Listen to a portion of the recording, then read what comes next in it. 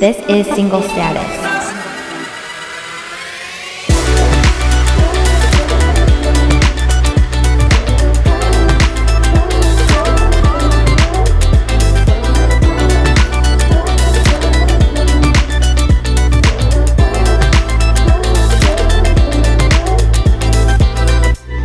Hello, welcome back, Single Status friends and family. I am happy that you are here. And guys, today I'm really excited for the episode because we have Carla Wilmaris, who has like a large following, and she is like a podcast queen over here. She launches a bunch of different podcasts. She's launched over like 400 podcasts. She has her own podcast, Pivot with Purpose. And also, she actually just went through a big, change in her life where she's single for the first time in a long time. She has 2 kids. She's a single mom. And we just have a really good conversation. We definitely have kind of different approaches to our singleness and to life, but it's cool to sit down with her and we talk about faith and we talk about, what it's like building a podcast or doing something that is on your heart, and then also just navigating like singleness and dating. So it's a great episode. I'm excited for you to hear it, and I would love to hear your feedback and your thoughts after the show. So if you don't already, make sure to follow me on Instagram and TikTok. And my handle is at Samantha Vigneault, Vigneau. So follow me there because I post like a lot about the shows and what's going on.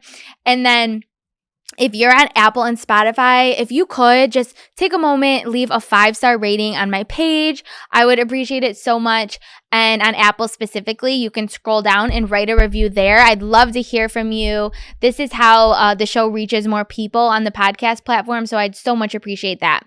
And if you are a YouTuber, make sure to subscribe to the channel, like, comment, do all the things there, and share with a single friend, share with anyone that is checking that single status box on their taxes, on their mortgage, whatever. Send to that person, okay? All right, guys, I hope you enjoy the show. So, Carla, welcome to the show. Thank you for having me. Yes, thanks so much for being here. I'm so excited to dive into your story. So, tell us a little bit about yourself. That is such a complex question. I know. Like, where do I even start? There's so many layers to me. So I am 35. If we go with the theme of your show, it's my first time being single in 17 years. Wow. Ever. It's been a year now and a month, to be exact. Wow. A year and 1 month and 2 days. No, I'm not counting the hours. But I've been single. I have a 17-year-old daughter about to be 18, and I have a 2-year-old son that is a COVID baby, so he's for sure a terrorist. I was a teen mom, and I was an accountant for a really long time. I left accounting. Well, actually, I worked in the clubs downtown for a while. And then I went to finish my degree for accounting. And while in accounting, I didn't want to be there anymore. I realized there was something missing. And after my father passed away right before I turned 30, I decided to start a blog called Shit, I'm 30. So, okay. How long were you in accounting all throughout your 20s? 6 years. So from 20, I left the clubs when I was 24. I was in accounting from 24 until 31. Wow. Okay. And then you start this blog. I started this A blog you're writing? Literally. Oh, wow. Wow. Ancient. I know. Because all I hear is you're like a radio host, a podcast host. Like, so well, you're a writer too? A computer with accounting, you have 0 human interaction. So all those years are just me crunching numbers, spreadsheets. Okay, That's it. Are you one of those outgoing introverts? I became an introvert in my 30s. But no, okay. I was definitely an extrovert, and I was wanting to shoot myself in the foot being in those offices. They hated me. I was never sitting down still. But I got my work done. And it was good money. I was a mom, and I was a single mom, and although I was dating, it wasn't, so I needed to make money. Accounting was the best way to make the money. So I started doing the blog while there, and it was cool, but I felt like I couldn't really say what I needed to say, right? I was using the all caps and all the... Because you're such a good communicator. I just talk a lot. since I was little. It's one of those things where, God So you just felt like, oh, I need to talk about it. I need to say it. Like, even if I wanted to emphasize something, having it in all caps didn't give me that I wanted it to give me. Yeah. So I started to try to teach myself how to start a podcast. And it was really hard back then. We're talking about 2017. There weren't many people of color doing it, people that were charging to do it. It was really, really expensive. Like, I remember one guy, it was an older white man, that wanted about $10,000 to teach me. And this is an audio only podcast. Okay. So that's shady. I almost had to sell my daughter. I was like, wow, what's going on here? So didn't do it. Didn't sell her. That's good. The Lord said not to. So I went ahead and tried to teach myself. It took me about 8 months. And I bought so much equipment. But I launched the pod, same name. And that took off really fast. And then from there, okay, because there's so much here. I just want to make sure we get it. So you launched the podcast like out of your house and you just talking? Yep. It was my daughter's playroom. I kicked her out and I said, take your stuff to your room. And I created like a desk and computer microphones that I found. Like, I just taught myself off of the Google rabbit hole at the time. But there wasn't the same as now. Now everybody's a podcast guru. Everyone has a podcast course. Everyone's a podcast coach and an expert, and everybody can make you a millionaire on a podcast. And I'm like, lies, lies, and more lies. But I went through the Google and the YouTubes and taught myself how to engineer a pod, essentially. And that's what I did. That's impressive. Because I think a lot of people are always shocked by people, starting to pursue something outside of like a normal job. Oh, yeah. But I think people forget that you have to take time to learn things. Absolutely. Like, read a book on it. Google something, go on YouTube. Like, you can teach yourself these things. Because I think people are kind of shocked by some of the stuff I'm doing on social media too. But I'm like studying all these people. Like, I'm studying you. I'm studying like what's working. And you should. Yeah. And we're not innovating anything here. We're looking at what other people have done. The path is already created. Mm-hmm. It might be by people with completely different stories or way that they do things. But I'm like, oh, I like those show notes.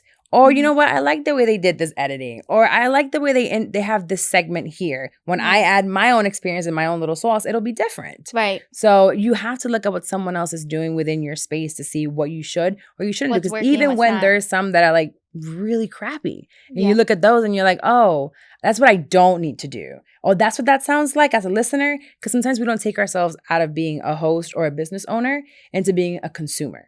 Okay, so you just got on the mic, you just started going, and were you putting out weekly episodes? Weekly episodes for almost 2.5 years, almost 3 years. Wow. Not a week missed. Wow. And what was the growth like? So by week 8, we made Society and Culture's Top 100. Wow. And didn't leave for a very long time. And by that first year, I had already gotten over 100,000 downloads.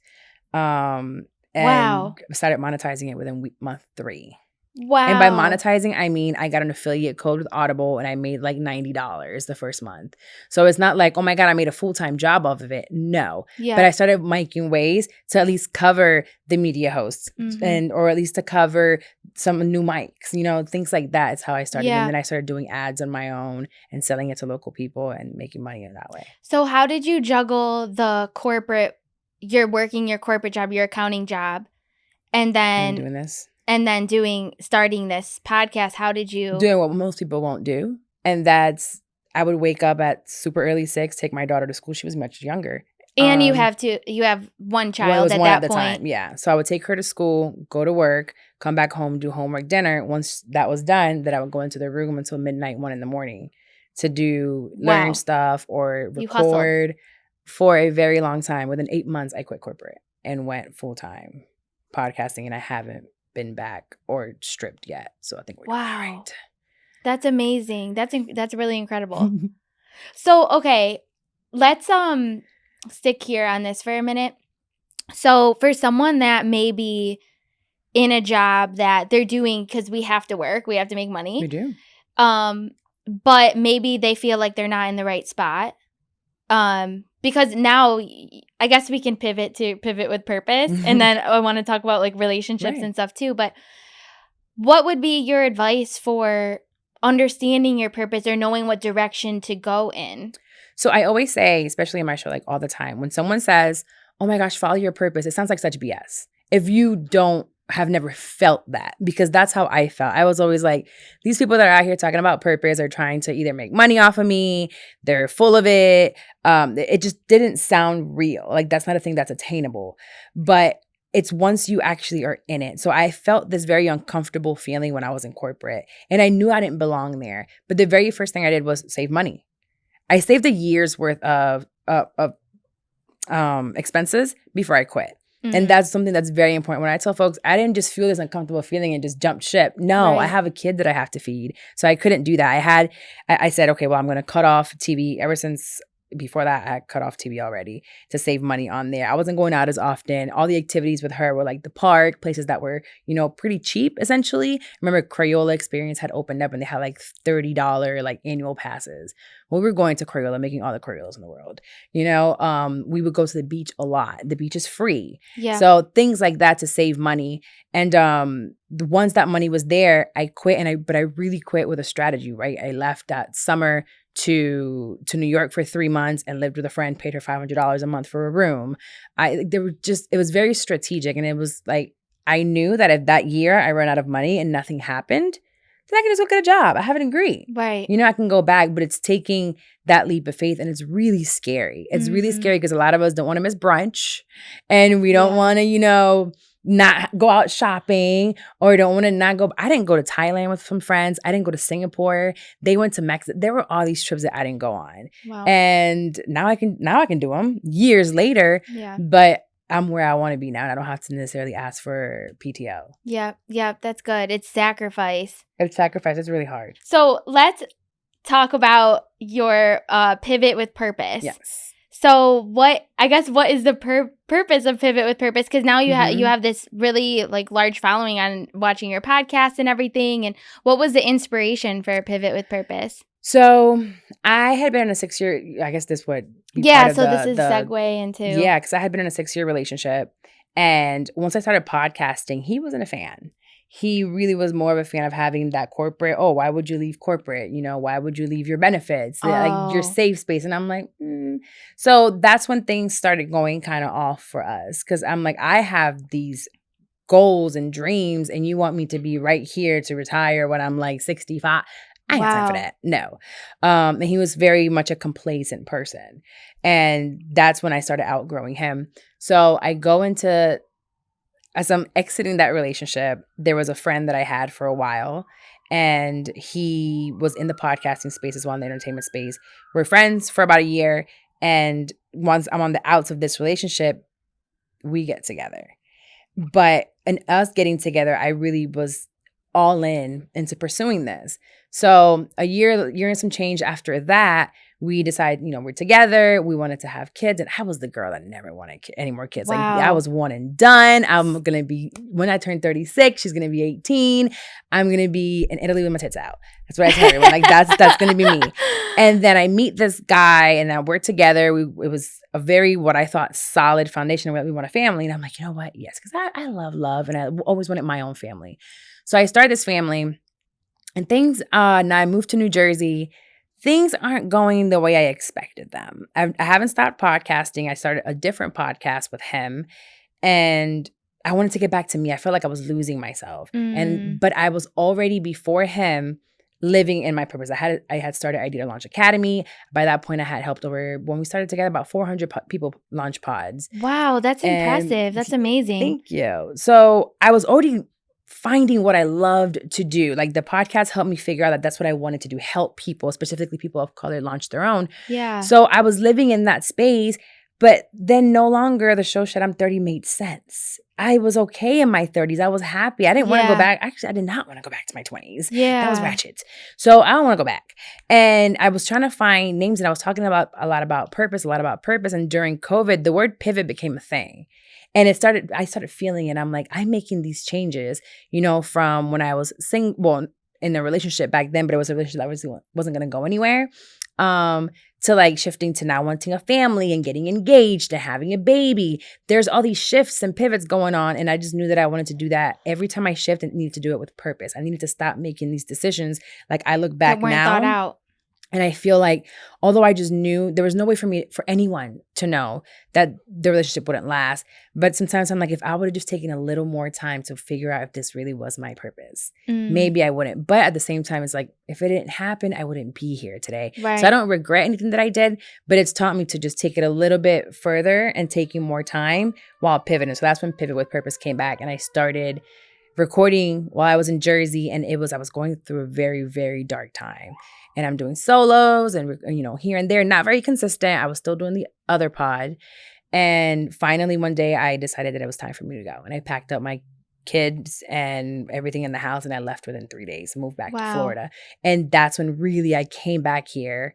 March 1st, April 1st was when we released the first episode. And it was when I was done and I released everything to the world. And it's like, I'm back. And I've pivoted yet again. But I really am, as hard as it is, and as much as I have 4 therapists a week, I was doing a lot because I was broken. But I was talking about it through the podcast. And the podcast gave even more. It was so healing. But I needed to do it. And I needed to hold myself accountable to not jump back into another relationship. Right. Yeah, and that's hard to do Really because hard. that is the first thing. We're so scared to. I know that feeling because I was in a relationship all throughout my 20s, and at 29, then I'm single for the first time in a long time, and I'm like, oh my gosh, it's scary to think I'm gonna be alone now. Like what? And the first thing you want to do is like, okay, where can I find another man? Right. But it's like. And it's all Pivot with Purpose. It's no, at this point, you realize when we're intentional about our moves, your life just starts changing in ways. And at first it could be hard, but the payoff later is like, wow, I'm actually, day by day, it gets easier. And you're like, I actually feel so good. So yeah, tell us about the breakup journey and your journey of kind of getting back on your own 2 feet kind of thing. Worst breakup ever. I was dealing with someone whom I didn't know had narcissistic personality disorder. So it was very, very dark times, very hard time, especially because it's like a switch, right? You're in love with a person, it's been years, and all of a sudden this flip switches and is a completely different person. And now you're here with baby.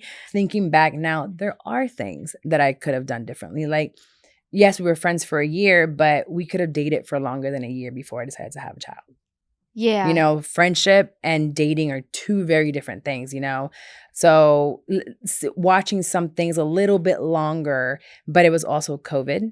So when COVID hit, we were together. And he came down here from New York and was here all of COVID. And COVID for us was amazing. Like I know COVID was a really dark time, but we started a business.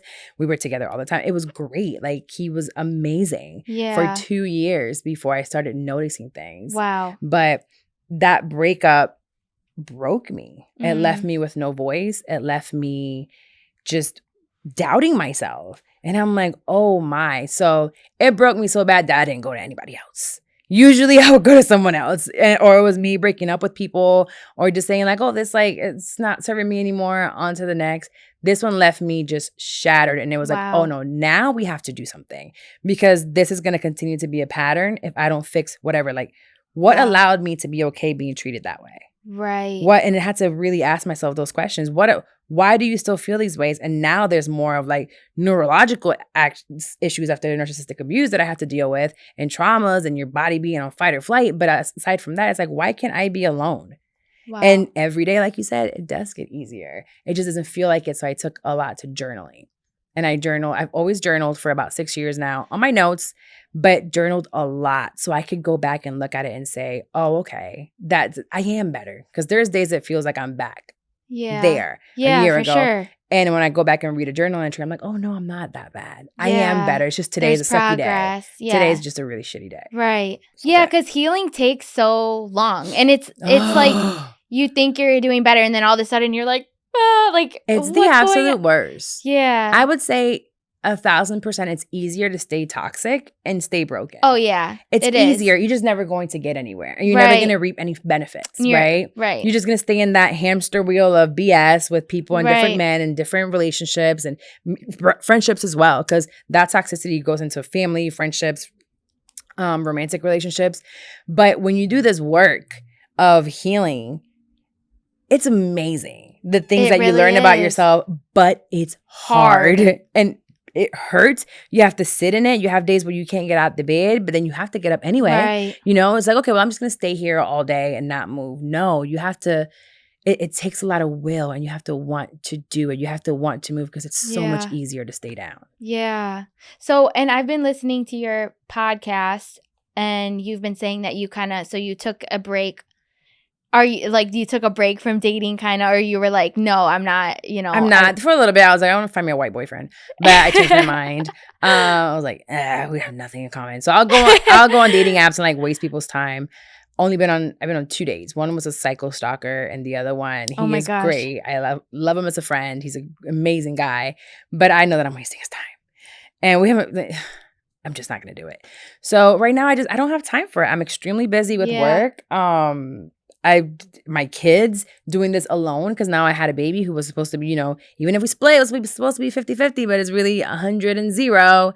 So at this old, when I have a child that's about to go to I already graduated high school. Already graduated. Now I'm dealing with one that's like pooping on the floor. Yeah. It's like, oh my God, do I really have time to date? No. So I'm really loving. And I never thought I'd say this because I thought it was only like lonely chicks that can't get a man.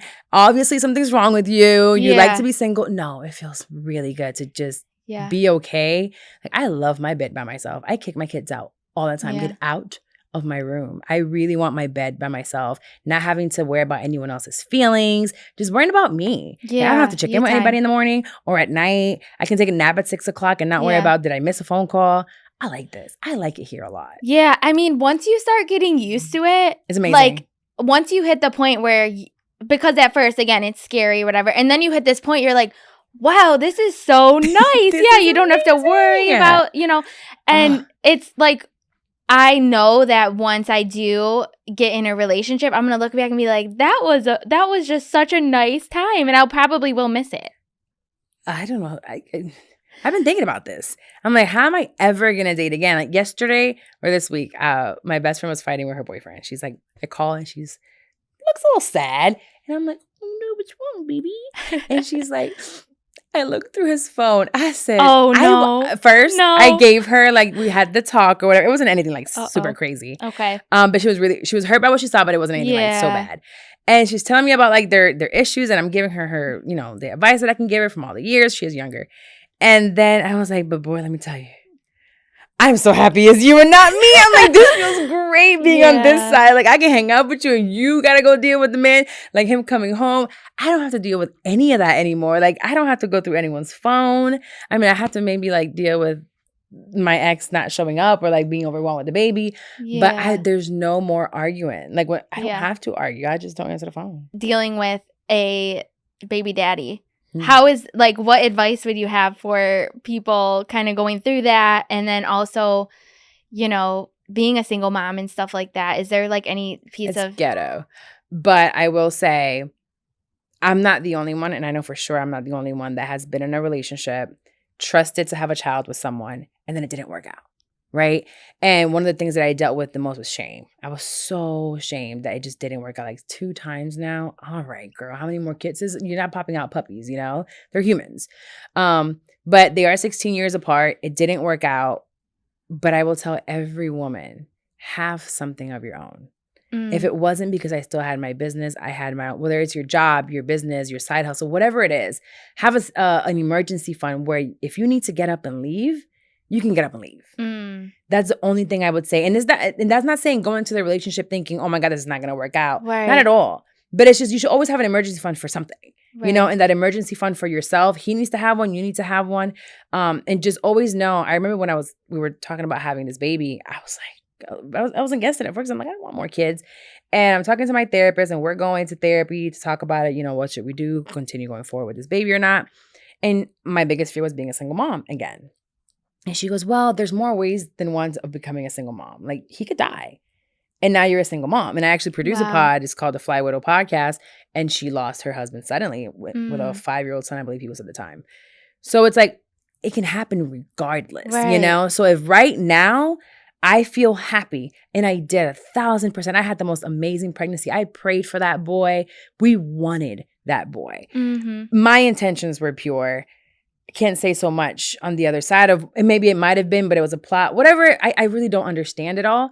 But if that's what you want to do and it doesn't work out, just make sure you have a plan to sustain yourself and your children. That's good. Because it's become too common that it's okay for men to just not be around. I think that's so good too, because I think so many women, especially I feel like it's when we're younger, like in our 20s and stuff, we get so reliant even on like our boyfriends. We think, oh, well, he's just going to take care of me, or he's just going to, you know, I was thinking that at a young age with my ex, but I always did have in the back of my mind, like, okay, I'm going to be, and I thought I was going to end up with, I thought I was going to marry him. But I always was like, okay, I'm, you know, saving up. I need to, you know, still have my own. So when we did end up not working out, like, thank God that I was not that I was, you know, planning my life without him, but you're your emergency fund. Yeah, you're able to sustain yourself. And everybody should. I don't think anyone, I don't care if you find a billionaire. Look at Eve. I don't know if you know who Eve is. You're a little young, but the rapper. She married this, like, she has well off on her own, but she married this billionaire, right?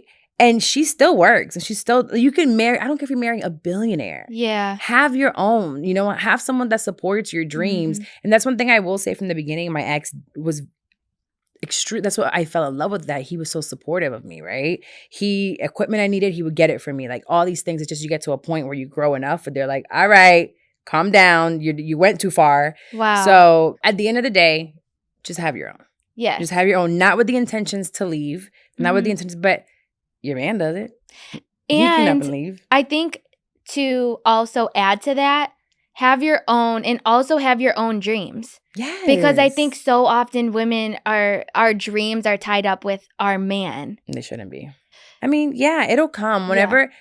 Build your own platform, build your own thing. It's like, ladies, build your own and the right person will come. Yeah. You know, while you're focusing on you. And honestly, while I was focusing on me, is when, you know, I met my ex and I was like, just when I thought I was going to be a hoe and I was going to have my hoe phase, it lasted 3 weeks. It was terrible. I don't know how to lie to these men. I got caught up. 3 weeks it lasted. Find your groove, but I already had my own by the time I met him. I knew where I was going. So have your own. Don't wait to meet someone and then figure out what to do. Right. Once you're doing it, then you're going to find someone in that space that appreciates what you're doing. Yeah. Yeah. And I think going back to like the roles in a relationship, like I will treat a man like very well, but I expect like you treat me very well too. It's not like out of balance. Unfortunately, like for us, especially as women of color, we have to grow up with this you got to be a strong woman. Yeah. And you got to take on all these things and you don't complain and you just get it done and you just get done dirty by these men and you just forgive them. Like my grandma used to pull my grandfather out of like all his side chicks' houses and all these things. And I'm like, we don't have to do that. No. We don't have to do that. Find someone that really respects you for who you are. A good man. There's a lot of good men out there. But we think that they're like sissies or punks or, oh, they're too soft. Like, I don't know if you watch Love is Blind, but I've really been into it. I do. You do? Have you watched season 4? I don't know if I've watched the most recent one. Oh my gosh. Okay. Well, we're in the middle of it right now. And there's this girl named Jackie. And she's toxic. And she found this guy, Marshall. And he's really like soft-spoken. He just very mature. And she just likes to fight. And she was like the fighting and then the making up afterwards. Like, tell me you love me. Yeah. And that was me in my 20s. I can see myself doing that. I needed that, like that fight and that reassurance that you love me, but you had to love me after fighting me, right? We had to fight and then so toxic. So I was seeing all of that. And I'm like, no. Find someone that's mature like Marshall. But a few years back, I would be like, Marshall is so not aggressive enough. Because she's like, I need you to be more aggressive. Be more of a man. And I'm like, he is being a man. He's respecting you. Whenever you're having your downtime, he's hugging you. He's there. He's supportive. He cooks for you in the morning. What I would give for someone to make me pancakes. Yeah. So my daughter does. But, you know, a man is different. So I was watching that and I'm like, we think that there's no good men out there, but we overlook them because we think they're soft. Or, you know, society's like, oh, they're not rough enough and this and that. No. once you get into the space of like getting to love yourself more, you'll appreciate a man that loves himself and he's nice and kind. Right. I am ready for that. I'm ready for nice and kind. I'm not. I want it, but I'm not ready. I'm at the point where I think I'm ready for that. Good. And because before I think my type was more that like man, and I still want a man, of course, you know. But a man doesn't mean rough and disrespectful. Yeah, and like shut off emotionally. Like I want a man that can be vulnerable, like open up with his emotions and talk to you about like what he's feeling, like can communicate his emotions. Right. And do it effectively without shutting down. And once you see that, but you have to be there as well. If you're not there yourself, that's not going to feel comfortable. Yeah. And I'm not there yet. Yeah, and I think it is all about mindset too. Like we're talking about good men out there. I think so often people in the dating scene, it's so negative. Like we're like, oh my gosh, dating sucks, being single sucks. There's no good men out there. Right. And I think it's so important that we watch our words and we actually believe that there are good men, there are nice men, that are mature men out there that are and just have like fun with it if you're ready for it. Like, you know, when you're not ready. I was not ready last year. I took a really long break from dating and I was open about it on the show. But now I've got myself to a point where I am ready and I'm going into dating with like a better mindset. Yeah. I say I'm not ready because I don't have time to date, honestly. I don't. But even when I do, I'm still dealing with me. And again, it's been almost 18 years of me just dating. Right. This is great. Long-term relationships. I'm like, enjoy it. Just have you time. When I order Uber Eats, it's just for me. Yeah. You know, I don't have to share with you. I don't have to worry about what I want to watch Netflix. Right. Don't tell me you want to watch The Walking Dead. I don't want to. I want to watch Love is Blind. Just have fun. Right. So do the things you enjoy. And it's knowing when you're there and go to therapy.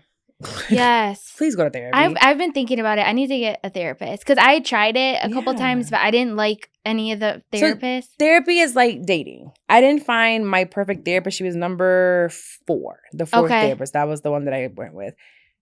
She just ghosted me about a month ago. I heard that on your pod too. I am depressed, girl. I don't know what's going on. How does a therapist just ghost you like that? I don't know. I guess she's having her own issues too. Ugh, human stuff. But I don't know. So now I have to find someone else. I'm honestly like I'm like, she's going to text me soon. She's going to text me and say that she went through some shit and she's going to come back and she's so sorry. I'm waiting for her apology because I'm ready to accept it. I'm going to be like, don't worry. It's okay. I'm here for you. Really? To give you money. But I find you'll go through a few. And then when you find the one. I need to start my search. Yeah. Yeah. Start your search. Yeah. So, and then. Especially when you're you feel good. Start when you feel good. Okay. Mm-hmm. Yeah, I will. Like once a month. Look. Yeah. And you just went on a vacation. I did a by yourself. Trip. Tell us about that. I had to get out of here. Yeah. I was burnt out. I've never been on my own. Ever since I can remember, I went from my parents' house to living with my ex-husband to having my daughter at 18. Literally 25 days after my 18th birthday, I had her. So I've never been alone, ever, ever, ever. So being alone is one of those things that makes me really uncomfortable. Yeah, and I've never taken all this stuff starts coming up. Yeah, because even if it's just my daughter and I'm never alone. Yeah. So now that I'm going through this breakup and I'm like, I want to travel, I need to get away. I'm anxious all the time. And finally, I went ahead and in tears with my daughter in the office, I booked the trip. And I said, what am I doing all this work for? Well, it was really my therapist's idea, but I'm also doing a women's retreat now in May. And I'm like, well, how can I it's my second one, but I'm like, how am I taking women on this retreat and telling them to let their brain stop? And I'm not doing it myself. So I went to Mexico all by myself for 5 days. It was scary. That sounds amazing. The first 2 days weren't the greatest. Okay. I was on the phone a lot. I You're like, this is weird on my own. So weird. So I would be like on FaceTime and talking to my daughter, my friends. And then at the end of day 2, I'm like, oh my God, my son's not going to walk in here, like diapers off. My daughter's not going to be asking me any questions. There's no work. That my laptop wasn't using it. Like I shut off completely. And I was like, oh, this is nice. Yeah. I can do whatever I want. I did a lot of eating, a lot of sleeping, a lot of whatever I wanted. Just anything I wanted to do. Wow. And I did it. And I didn't care what it cost me. I'm like, I'm just going. And I had never done that for myself. That's awesome. Ever. And it felt good. And I want to do it every week. but I can't. I love that. I love that. Everybody should. Please do it. Yeah, just start doing it. It's so good to do Mexico things is on so your cheap. own. Yeah. It's so cheap. You can leave out of here. You probably have to take Spirit or Frontier because it's like what travels the most there. But it'll be cheap. Take a carry-on. Go. Like just find a resort, do research, and just go. And spend 4 days there at an all-inclusive or an Airbnb. Like, it's amazing. No friends around. Because girls' trips are also totally different. Right. Or if you go on a party trip, also different. Go knowing that there's things to do, but there's no itinerary. Yeah. You can just choose, relax. Right. You can choose, I went on a boat trip. I went shopping. I did all these things. But when I felt like it, I knew all these things were available. And I would look over. I'm like, okay, I guess today I'll do this. I'm feeling like doing that. And they would go. But I wasn't forced to do anything. Yeah. I love that. Or worry about people's feelings either. Yeah. So what are you thankful for in this season? I am thankful for prayer, honestly. At our church, Journey Church here in Orlando, this year's theme is prayer. Prayer first, honestly. And I'm a really sucky prayer. I'll be like, so Jesus, check this out. So today, like, my daughter pissed me off. Okay, wait, should I say this? Should I not? Like, my prayers are like, oh, am I talking to you? Am I not? When do I pray? And I read a book. I've been really just doing a lot of conscious praying for everything. Like, I'm driving and I'm like, Lord, I gotta make it to this podcast interview. I stay late. They're gonna be like, black girls can't never be on time. So Lord, like push traffic, that light, everything that's like I'm for the silliest things I'm talking, but it's become a habit. That's good. So when things are great, it's like I'll sometimes be driving and to work and I'm like, man, God, thank you for my truck. Thank you that every day when this bill comes in, I can pay it. Right. Sometimes I wake up and I turn the light on and I'm like, wow, what a blessing that I have all this. So I'm just thankful for the things that I have. But the fact that even though there's so many great things, there are a lot of really dark things happening as well. But I'm choosing to view the cup half full, 1, and 2, to stay grateful and to not lean into my own understanding or my own flesh and desires first. Because I've always kind of been like, all right, God's here, but it's like, come on, just take a walk with me. Instead of me saying, let me follow you, it's more, let's walk together instead of me following. And now I'm following. And I would say I'm just thankful for changing my mindset around that. Wow. And all of those things literally lead to so much freedom. Oh my gosh. And everything when changes. You create the habit of gratitude and prayer and like following God because it takes time. But I feel like I'm in that season where I'm finally, everything's coming into alignment. Yes. And we're all human. So, of course, we're going to make mistakes and whatever. But when that starts coming into alignment, things just start shifting in your life. And you just have this deep joy inside of you. And there are miracles every single day. But we get so weighed down because life's hard. Right.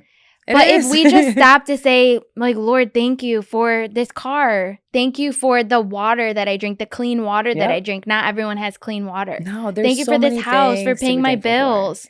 When you're out there, if you're a mom, a single mom, and you're like, you put a new diaper on your son, it's like, or your daughter's like, I have diapers. Wow. Or like they are hungry all day long, but it's like, oh my gosh, at least I have grapes to feed them. Yes. There's food in the fridge. There's gas in the car. It's funny because I was at the radio station and we had a guest. He's a comedian, but he also talked about his regular 9 to 5. And I'm like, oh, who do you work for? He's like, oh, this company that works with churches or something. And I'm like, huh? What? I don't understand. Like, break that down. Are you conning churches? So he's like, oh, it's this. We help them do digital like tithing. And I'm like, oh, I do digital tithing every week, even if I don't go to church. And it's called Push Pay. And my church uses Push Pay. And I, every Sunday at like 3 a.m, the withdrawal comes out, and whether I go to church physically or not, that money comes out every single Sunday. And I remember earlier this year, I got it's like I don't know, statement, the form, tax statement, the tax, whatever it's called, tax form. And I looked at the amount and I said, well, I could have bought a nice little vacation with this, for me and the kids. But when I don't even think about tithing, I've never had to worry about the money in my bank account or my car payment getting paid or getting a new client. If I lose a client for whatever reason, like, oh, I'm not doing this anymore, a bigger one comes on, or one extends, or another one is like, oh, actually, I'm going to do extra episodes this week. And I'm like, Okay, JC, I see you. You know, but then you see some people like, no, that's one thing that also is big for me. It's like, I'm thankful to have it, to give it first to God. And then it just, the blessings pour Yes. over everything else. So if anyone ever tells me their finances aren't doing well, my first question to you is going to be like, do you Do tithe? you tithe? Do you tithe? And if you don't, then I don't want to hear it until you do. Don't tell me you don't have it, because you should give it even when you don't have it. The amount of money that I give, sometimes I'm like, I could use this for payroll, you know, or I could use it for my car payment. But no, I won't even look at it. And I learned this from Pastor JJ here. And I've never been as committed to tithing as I have been since I came back from Jersey. Wow. I didn't even know we were going to go here. But tithing does change your life. It does. Tithing, I know for me personally, was when I first started tithing, I just felt led to tithe. I wasn't doing it for any like specific reason. The pastor kept talking about it, and I'm like, okay. I felt led to tithe. Mm-hmm. I was making less. I was making entry level salary at the time. Tithing was the first way that God showed me He was real. Because when I started tithing, my income tripled within 5 years. Wow.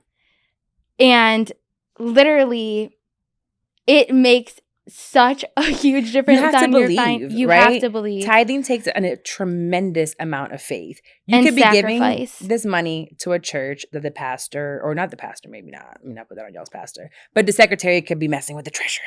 It's happened. I've seen it. Somebody smashing. Like it is. We're going into a facility that's full of humans, right? These are people in the flesh that are sinners just like you and I. Right. So you have to believe that when you're giving this money, regardless of what it's being used for, you're not giving it necessarily to a person. You're giving it to the institution, or you're just giving it to God. And that takes a tremendous amount of faith and trust.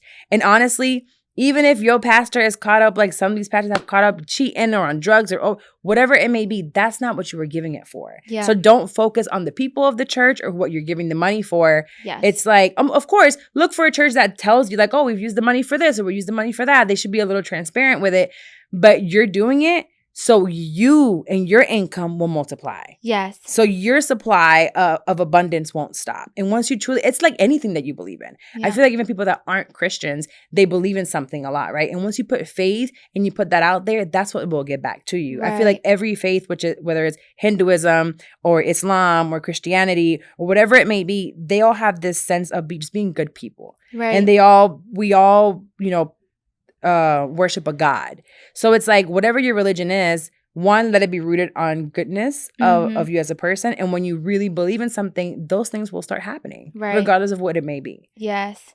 Yeah. So definitely, if God can trust you with a little, He can trust you with a lot. I say that all the time. If you can't handle 1,000, why would He give you 100,000? Right. No, so I love that we got on that topic. That's so good. Is there any other final pieces of advice that you would have for the listeners? So one of the things that I tell everyone is do it scared.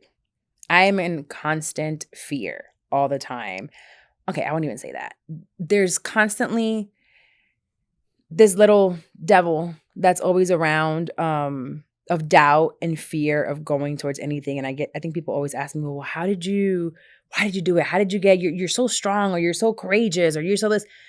Girl, I'm scared too. You know, I deal with really bad anxiety. I've been, for the past couple of weeks, because I know I have to make some changes in my life right now. And I am terrified. I am anxious. And I've been throwing up and boo-booing all day long. Like I've lost 9 pounds. Wow. I haven't, honestly, say the word, I just haven't stopped shitting.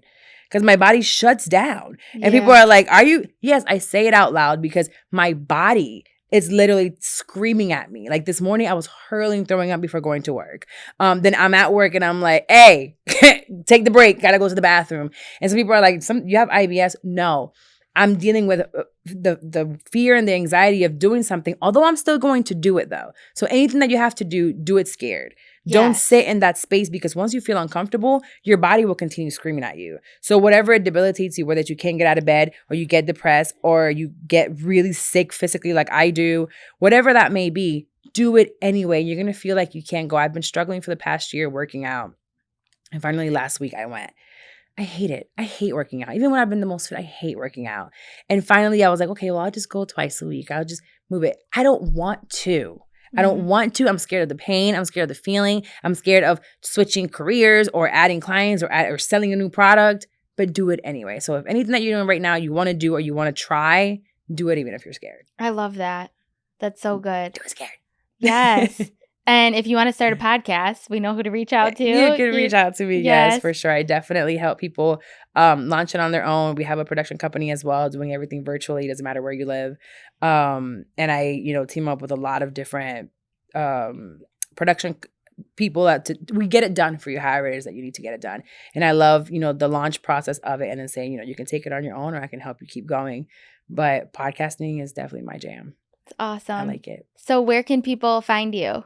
So I'm everywhere, Carla Wilmaris. So it's Wilmaris. So carlawilmaris.com and Carla Wilmaris throughout TikTok, Instagram, Twitter, Facebook, all of it. Awesome. I love it. Make sure y'all can brand yourselves when you use your name, by the way. Yes.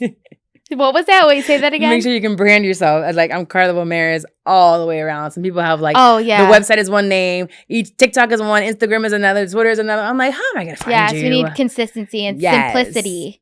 Be simple. Yes, simple. Simple sometimes it's hard to figure out, but y'all be doing the most. Simplicity is genius. That's where I work. That's one of our sayings. I love that. Yes. No, but definitely That's you can find me anywhere online, Carla Wilmaris. And again, do whatever you have to do scared. Awesome. I love it. Well, thank you so much for being on the show. It was so nice having a conversation with you, sitting down and talking with you. So thanks for being here. Of course. Okay, and before we end, if you're new here, I like to end with affirmations because I really believe in the power of our words. So place your hand over your heart and repeat after me. I am not alone.